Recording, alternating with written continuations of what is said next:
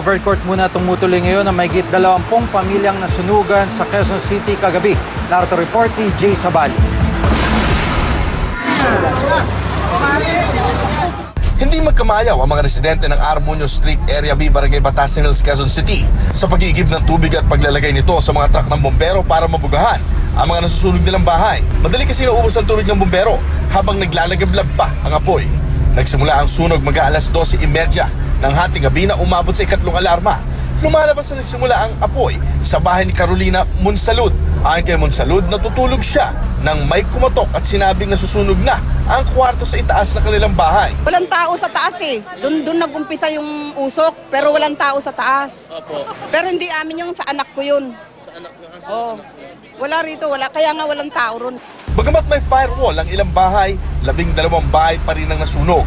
Ayon kay Senior Superintendent Manuel ng BFP Quezon City, bukod sa walang fire hydrant, nasa looban ng sunog kaya nahirapan silang apulahin ng apoy. Naging problema natin dito, wala tayong pagkukunan ng tubig.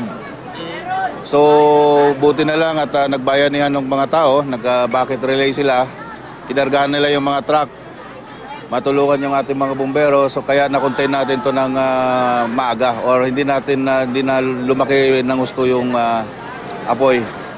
Nasa 24 na pamilyang apektado ng sunog na idineklarang fire out 1:40 ng umaga.